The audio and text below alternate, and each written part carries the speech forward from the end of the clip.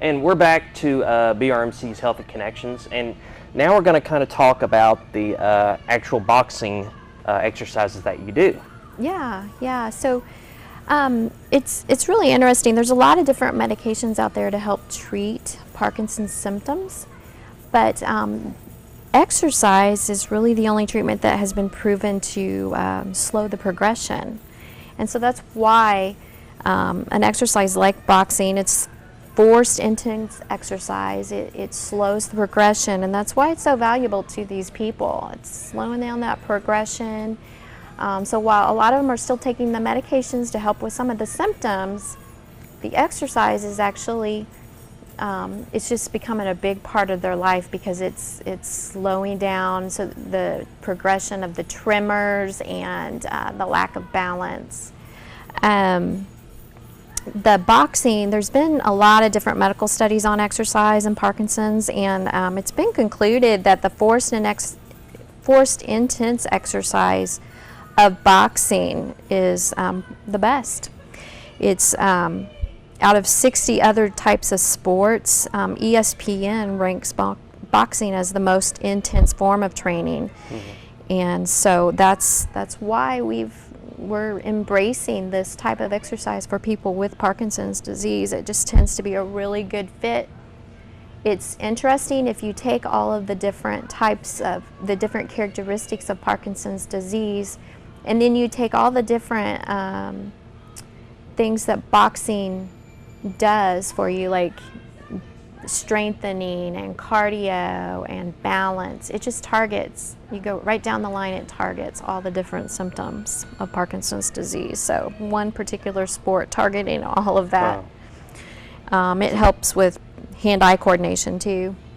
And I notice these are, when you do the different exercises, of course we just watched one and they're on another one. So these are timed exercises, so they do it for a certain amount of time, correct? Right. So we use the interval training as well, circuit training, and that's actually a boxing standard. The way that boxers will train is through circuit training, and they'll incorporate lots of core workout, and they'll get that cardio up there, and then they'll go back to the bags and just back and forth like that. So I would say that the heavy bags are my favorite part of their workouts, and the reason why, I feel like they target most of the PD symptoms that they have. I just feel like overall the heavy bag workout part is the most effective for them of all the exercises we do. These heavy bags, we spend the most time on the heavy bags. And one thing I thought was neat was when you do the and I'm sure we'll see it here in a second, but when you do when they hit the bag, a lot of times instead of just doing straight hits, you'll say, okay, you need to hit lower, and then you need to do some jabs up top, you do combinations so it makes them get that mobility. Right, yeah, and like above the shoulders, we have them hit above the shoulders on the bag. That strengthens their neck and shoulders, so that helps with their posture too. Because with Parkinson's disease, they tend to shrink forward and inward. Those shoulders will roll forward, and I've seen some people with Parkinson's where they're so stooped over that causes a lot of balance issues for them. So yeah, and then it's a hand-eye coordination, that movement. And we also go for speed of movement. With Parkinson's, it's kind of like if you watch somebody with Parkinson's, they look like they're in slow motion sometimes. Right. So the speed of movement kind of combats some of that too. That muscle fire helps with that too. And I thought this was really, really neat. Mm-hmm. He was sitting on the box, and you might not hear a lot of the audio, but everybody's cheering for him because he's going at it pretty hard. Yeah, he's pretty. When he loves those focus mitts. He just loves to go after it. It's just like a switch goes on for him, and for all of them when we challenge them with those. Angie's doing there is the focus mitts. They just love that. We also have one of our coaches, Paul. He will get in the ring with them, and he has a shield. And they love to go after him with that because it feels like they're actually boxing against somebody. Right. So, but yeah, they seem to really enjoy the boxing part of this. I mean, how many 70-year-olds can Right. tell their grandchildren they box? Right. They've learned how to box at the age of 70, you know. So you can tell that most of our participants are men, and men are twice as likely to have Parkinson's than women. And so a lot of the caregivers are the wives that are there. So this is a little cool down. We're getting them to cool down. Oh, no, I'm sorry. They're doing wall push-ups. This was a circuit, so they'll go back to the heavy bags. Then they'll do a type of exercise like push-ups. In this, I mean, like you said earlier, it's not the same every week. I know when I got there, they had made a workout for today. So it's, you know, for some people out there that might be, it's that interval training, kind of like the boot camp, but not like Right. the boot camp. But you know, it's they change up the exercises every day so that I'm sure they can be fresh and interesting and new. Keep it interesting for them too. Yeah.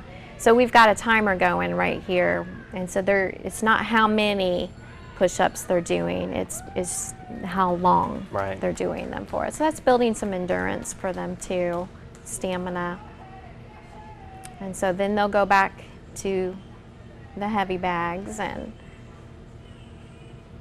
do another interval of the heavy bags. And we try to do different types of heavy bag workouts. So like the first one, it was above the shoulders, or what we call the standing fist above the shoulder. And then we'll call another one out here, and it might be the 1-2s.